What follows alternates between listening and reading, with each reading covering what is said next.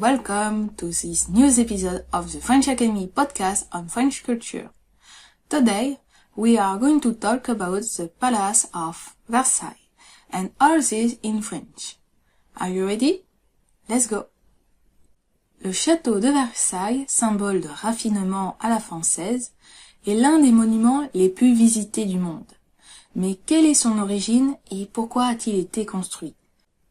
Plongeons-nous dans l'histoire fascinante de ce lieu emblématique, depuis son modeste pavillon de chasse jusqu'à son apogée sous Louis XIV.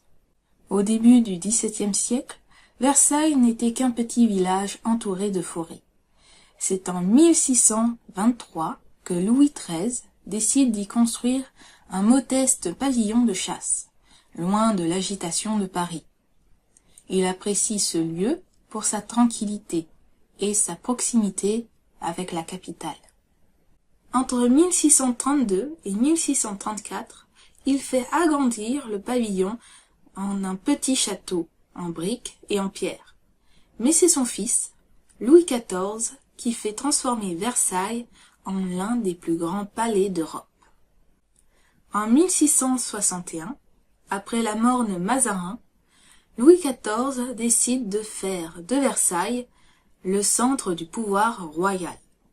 Il lance alors de gigantesques travaux en 1662 pour agrandir le château et en faire une résidence digne d'un roi absolu.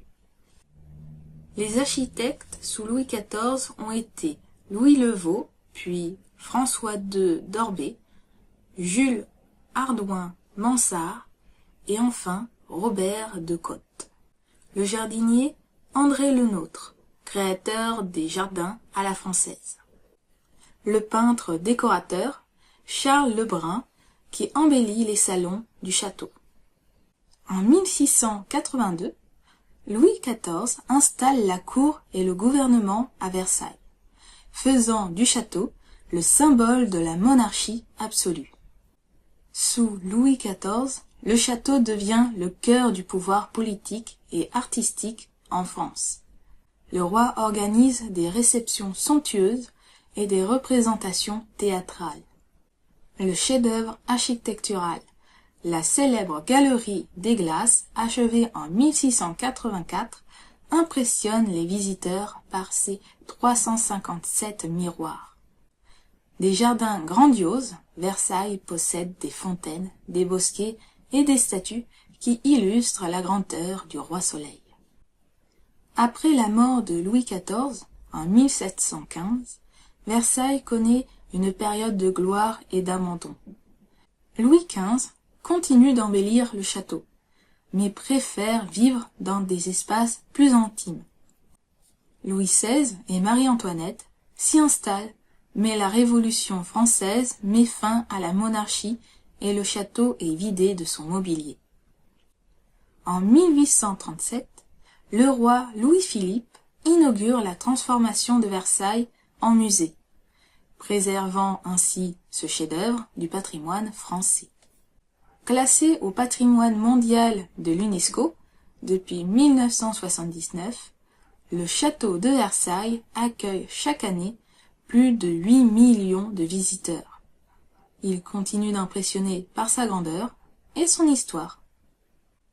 À ne pas manquer lors d'une visite, la galerie des Glaces, les appartements du roi, les jardins et leurs fontaines, le domaine de Trianon. Le château de Versailles incarne le pouvoir, l'art et le prestige de la monarchie française. D'un simple pavillon de chasse à un palais somptueux, il est aujourd'hui un trésor du patrimoine français. Avez-vous déjà visité Versailles? Quel est votre endroit préféré du château? Partagez vos impressions en commentaire. This is the end of this episode. I hope you enjoy it. To help spread the word about this podcast, feel free to give it a thumbs up or 5 stars. Share this episode around you and leave a comment on your listening platform.